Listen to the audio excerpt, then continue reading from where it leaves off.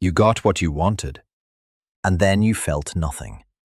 Maybe it was the promotion, the relationship, the apartment you spent months saving for. You crossed the finish line, stood there waiting for the feeling to arrive, and it did.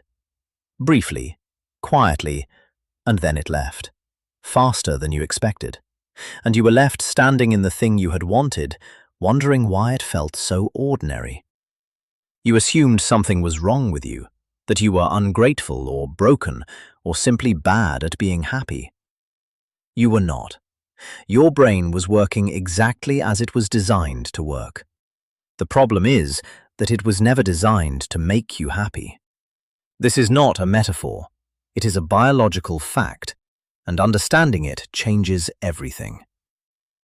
In the 1950s, researchers James Olds and Peter Milner accidentally discovered what they thought was the brain's pleasure center. They implanted electrodes into the brains of rats that allowed the animals to stimulate a specific region by pressing a lever. The rats pressed the lever compulsively, thousands of times an hour. They ignored food, water, and sleep. They pressed until they collapsed.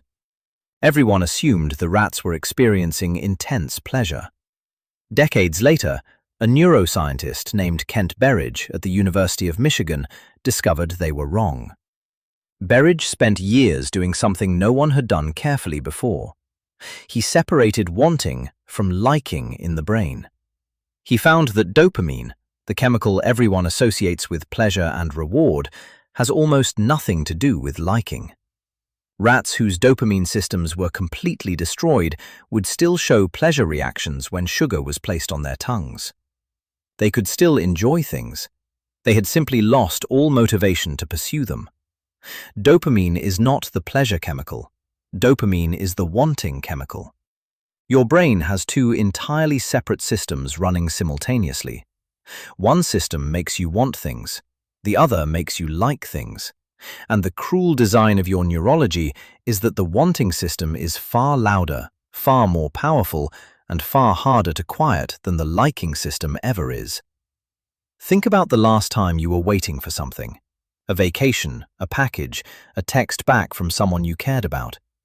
The anticipation had a specific quality: urgent, electric, impossible to fully set aside. That was dopamine. That was your wanting system running at full power.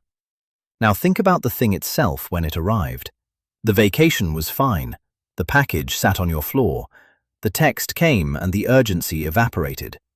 That gap between the wanting and the having is not a flaw in your character. It is the architecture of your brain. Berridge called this the distinction between incentive salience and hedonic impact. Wanting and liking. Your brain floods you with wanting to motivate pursuit. But the moment you obtain what you were pursuing, the wanting system has no further use for it. It has already moved on to the next target. The liking, the actual enjoyment, is brief, quiet, and biologically expendable. This is why you have spent your entire life feeling like the next thing will finally be enough. It is not pessimism. It is neuroscience. In 1978, psychologists Philip Brickman and Donald Campbell published a study that would become one of the most cited and most unsettling findings in the psychology of happiness. They studied two groups of people who had recently experienced extreme life changes. One group had won the lottery. The other had been paralyzed in accidents. They measured how happy each group was roughly 1 year after the event. The results were nearly identical. Lottery winners were not significantly happier than they had been before winning.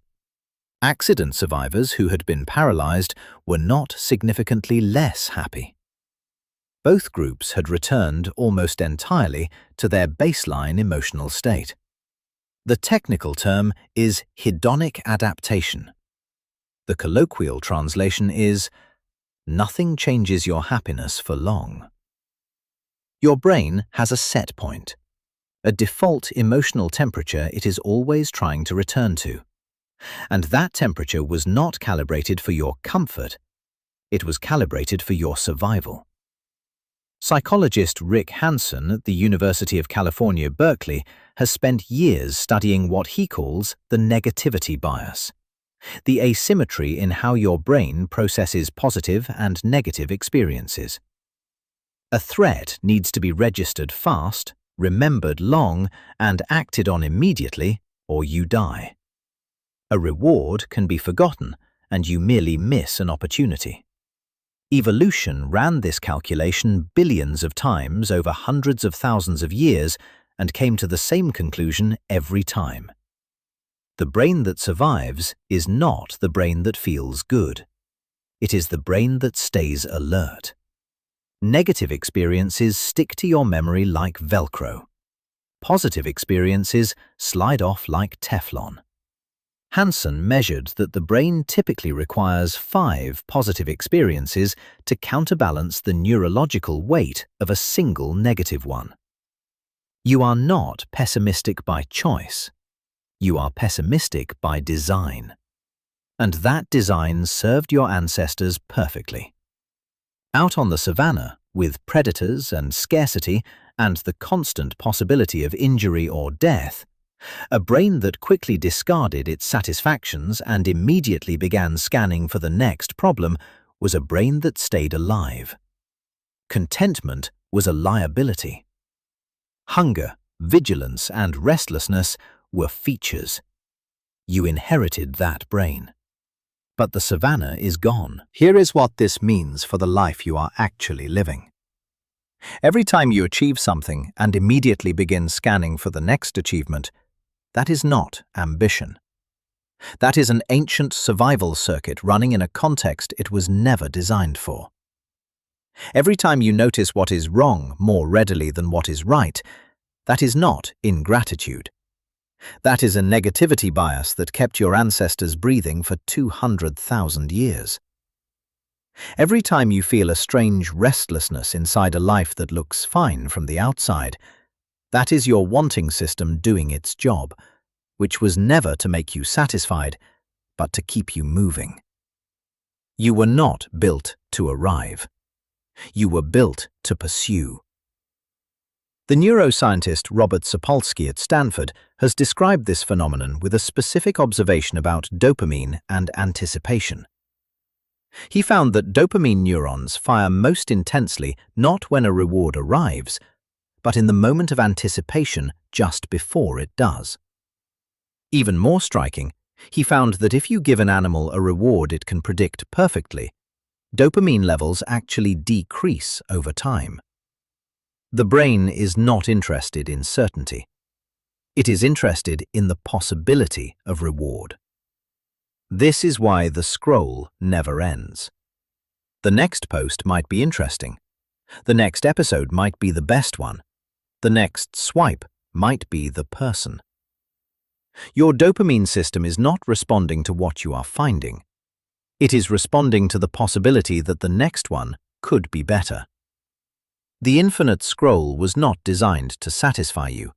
It was designed to exploit the gap between wanting and having, to keep the wanting system perpetually activated by ensuring that what you want is always exactly one more step away.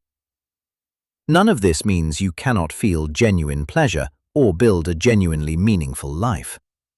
Berridge's research found that the liking system is intact in almost everyone. The capacity to enjoy is there. It simply requires a different kind of engagement than the one your wanting system prefers. What the research consistently shows is that the experiences most capable of activating your liking system without triggering the rapid adaptation of the wanting system tend to share specific qualities. They are unpredictable. They involve genuine connection with other people. They produce visible, tangible results from your own effort. They are difficult enough to require your full attention. They cannot be optimized or scrolled past. The opposite of the hedonic treadmill is not passive contentment. It is full presence inside something that resists completion. Which is why the things that actually move people, a difficult creative project, a relationship that requires real work, a skill that takes years, a physical challenge that demands everything, tend to generate something much more durable than the satisfaction of obtaining what you wanted.